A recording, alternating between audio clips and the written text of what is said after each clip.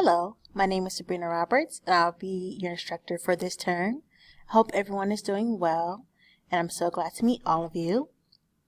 Today we're going to go over Chapter 1, Introduction to Public Speaking, and I hope that in this course that you not only learn the technical sides of public speaking, such as speech organization, speech delivery, but I hope you gain confidence as well. Throughout the term, we will discuss how to create a speech, how to research for a speech, how to do different types of speeches, and we're going to discuss speech delivery. So let's begin.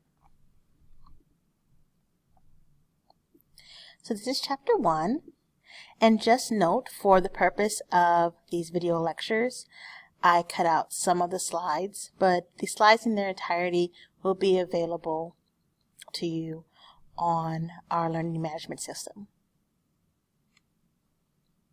Today we're going to talk about how to compare and contrast public speaking and regular conversation, and how you can use your knowledge of regular conversation as an asset to your endeavors in public speaking.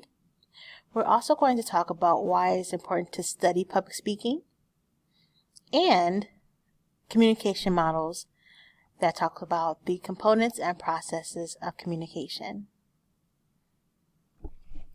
So public speaking is more prepared than conversation. That's one of the big contrasts of public speaking. When we're having conversation, we do more impromptu. We say what's on our minds as we think them. But with public speaking and prepared speeches, we are trying to define what we're going to talk about, incorporate research if necessary. We might even tweak our delivery, eye contact, inflection of our voices. And with the exception of a couple of circumstances such as job interviews or first dates, we don't necessarily prepare conversations as thoroughly as public speaking projects. It's more formal than regular conversation. So depending on the type of audience, we might reduce our use of slang. We try to reduce our filler words such as and We try to speak in a more moderate speaking tone, or we plan out our inflections, or if we do use slang, it's intentional, not unintentional.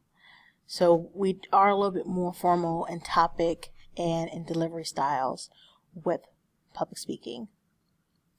And you are the role of the teacher or the persuader in that context.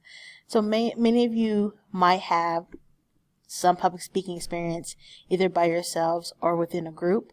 However, in the public speaking space, either through video or face-to-face, you are the instructor or persuader in that role, meaning you have a captive audience and we are listening to the information that you give. And when we talk about ethics, we talk about the responsibility of being that public speaker. So it's a little bit of a change from being a passive giver a passive receiver of information versus a giver of information and all that entails. But with that responsibility, you can be empowered. You can shape attitudes of audiences. You can contribute to your own critical thinking development and that of your audience. You can learn how to use these public speaking skills for employment opportunities.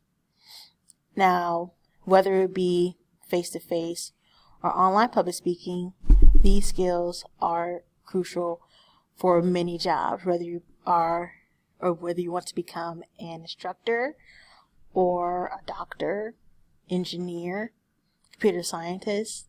No matter what you need to do, you will have to explain projects, ideas, and share them with other people, more likely in a public forum or in an even wider forum if you do online public speaking.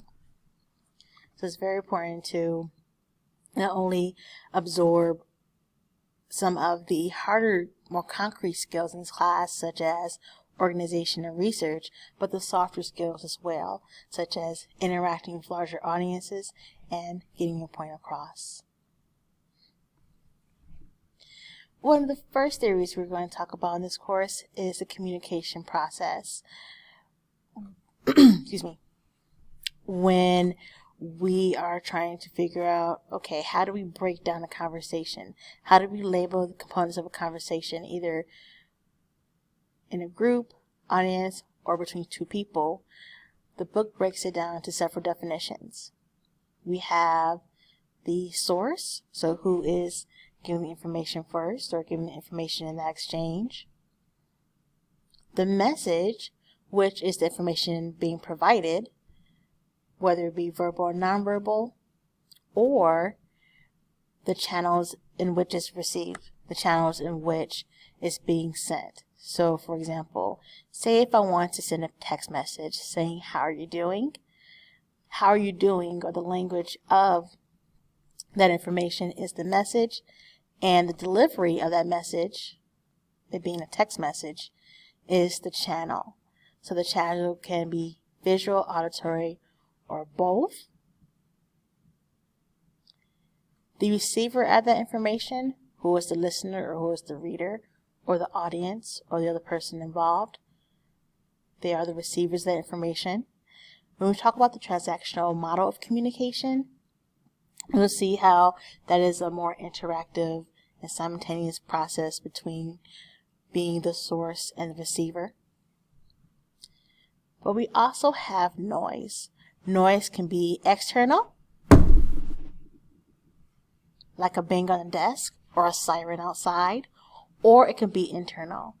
For example, have you ever been really sleepy when going to an 8 o'clock class, or really hungry at a 12 o'clock class, and you struggle to listen to your instructor?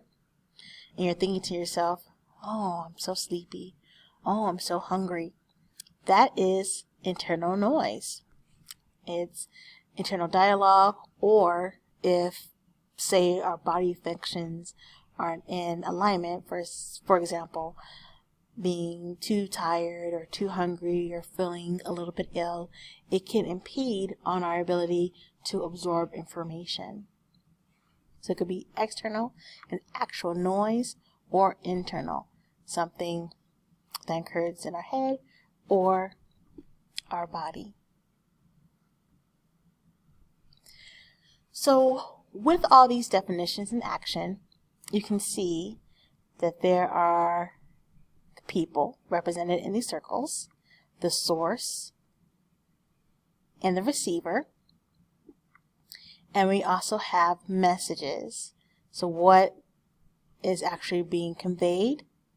The channel is in which the messages are being sent, whether it be verbally, non-verbally, via technology, etc.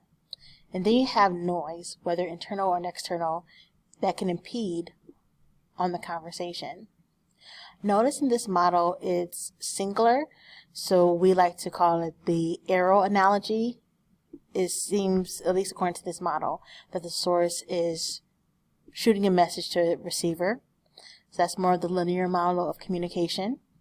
However, for the transactional model of communication, these arrows would be more circular, or it might be more multidirectional, just to indicate that both the receiver and the source are in an exchange.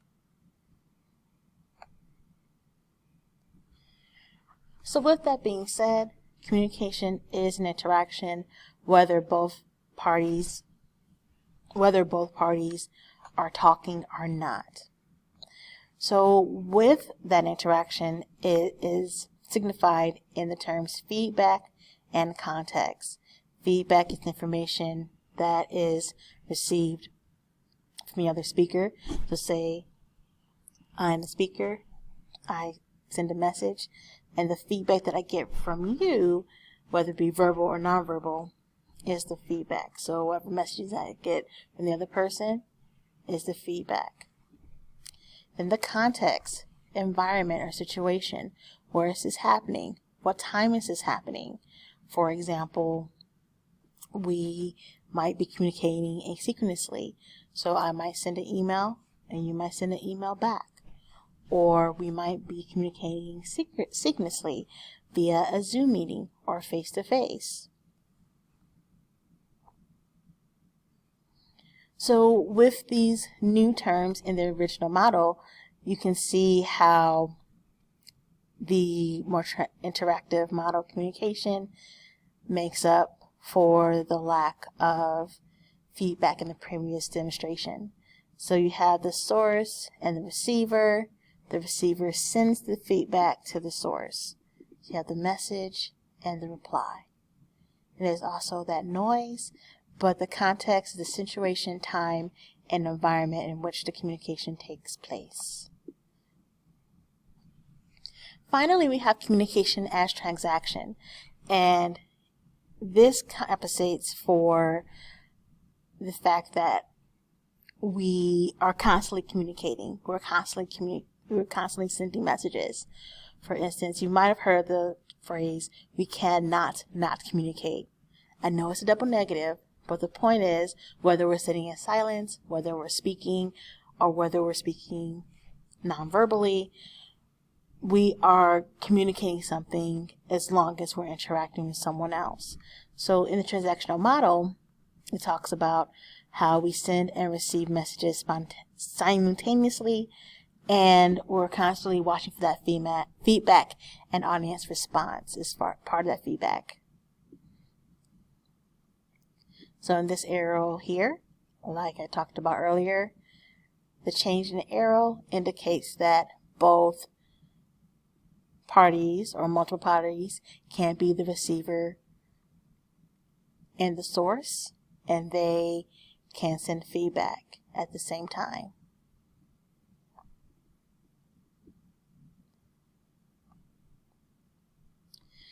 So overall, in the first chapter, we talked about why is public speaking important.